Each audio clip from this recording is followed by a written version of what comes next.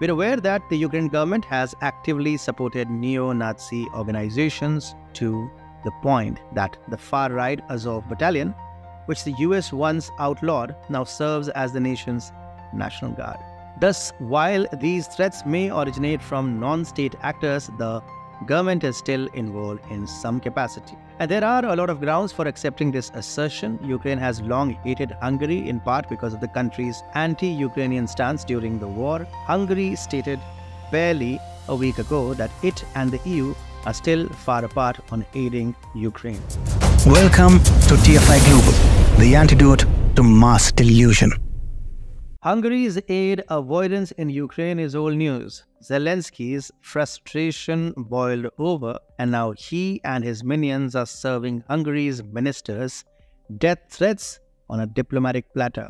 Supposed death threats have reportedly been directed at the Hungarian embassy in Ukraine, specifically targeting PeterSzijjarto, Hungary's Minister of Foreign Affairs, ahead of his scheduled visit to Uzhhorod. According to sources cited by Index, the threatening message was delivered to the embassy's email and composed in Ukrainian language. The note's author claims that the Hungarian government is hated by Ukrainians because it is purportedly trying to make sure that Ukraine loses in the war. The text suggests making funeral arrangements and says Szijjarto would have an explosive reception on January 29th.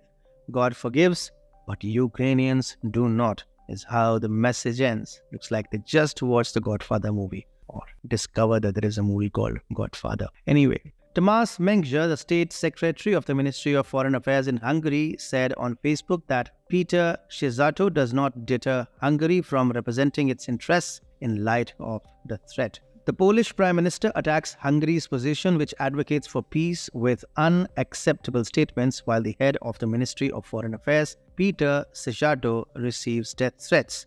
Anyone who thinks that the Minister of Foreign Affairs of Hungary will be frightened does not know PeterSzijjarto. Menger wrote. Now that's like replying in Goodfellas to a Godfather threat. Nice.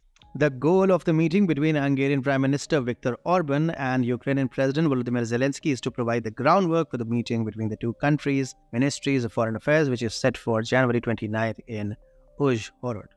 Prior to this, Zelensky and Orban had a brief encounter when visiting Argentina for the newly elected president's inauguration. Then Orban stated that he had agreed to meet with Zelensky to discuss bilateral matters, but only on the understanding that the foreign ministries would set up the meeting. As is common knowledge, we can attribute these threats to any of the far-right organizations that work directly with the Ukrainian government. We're aware that the Ukrainian government has actively supported neo-Nazi organizations to the point that the far-right Azov battalion, which the US once outlawed, now serves as the nation's National Guard. Thus, while these threats may originate from non-state actors, the government is still involved in some capacity. And there are a lot of grounds for accepting this assertion. Ukraine has long hated Hungary, in part because of the country's anti-Ukrainian stance during the war. Hungary stated barely a week ago that it and the EU are still far apart on aiding Ukraine. When the leaders of the EU gather at the beginning of February, they intend to approve further financial support for Ukraine as it fights a Russian invasion. However, Hungarian Prime Minister Viktor Orban is still against it. We are negotiating with the European Commission, but our positions are far from each other, so an agreement is not certain, Gulyas told a briefing. However, a lack of agreement would not be a tragedy either, because in that case, the 26 member states can support Ukraine. He said, adding that Hungary did not rule out supporting Ukraine bilaterally. Ursula von der Leyen, who heads the EU's Executive Commission, said on Wednesday she was confident of finding a solution between the bloc's 27 members. Gulyas said that Hungary was against supporting Ukraine by taking out a loan, and we do not think it is a good idea to do it within the EU's budget, either because Hungary's money might end up being given to Ukraine. Hungary blocked extending the funding to Kiev despite the fact that EU leaders last month decided to begin accession discussions with Ukraine. A revision of the EU's shared 2024-2027 budget, which would include increased funding for migration and other objectives, is how the Commission has suggested channeling the help.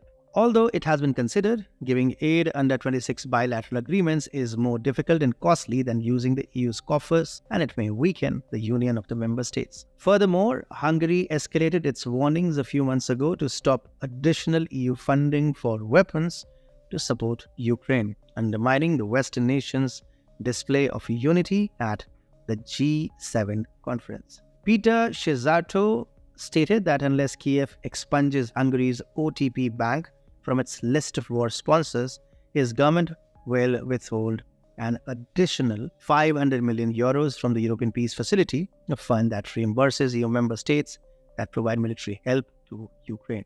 Szijjarto reportedly stated that the past 10 sanctions plans had failed and that the EU's plan for sanctions against Russia was fully contrary to common sense, in response to a story on the website of the Hungarian government. According to EU diplomats, Budapest has vowed to block the 11th round of sanctions related to OTP Bank, a step it has frequently threatened but never really done. Threats from Hungary were expected to cast a shadow over an EU foreign ministers meeting and the bloc's ongoing negotiations over its most recent sanctions against Russia. Hungary asserted that because the project was intended to strengthen Europe's global security and not be used only in Ukraine, it will block the most recent batch of cash from the European Peace Facility. Timing could not have been worse, as Ukraine was about to launch a massive operation to attempt and halt Russian aggression. Budapest also linked Hungary's OTP Bank to Kiev's list of foreign sponsors of war, which also includes 5 Greek businesses, 4 Chinese, 4 French, 3 US, and 1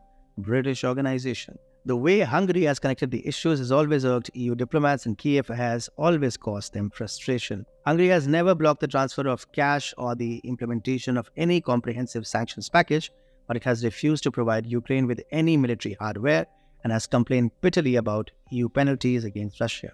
Hungary's ties with the EU's other members, particularly its erstwhile ally Poland, are at an all-time low. It seems unlikely that the atmosphere will improve very soon, particularly in light of Viktor Orban's recent remarks equating the EU's goals to Adolf Hitler's attempt to subjugate Europe. The Byzantine Empire, Charlemagne, Otto, Napoleon, Hitler all dreamed about European unity, Orban said in a speech, suggesting the same trend continues to this day, according to his official website.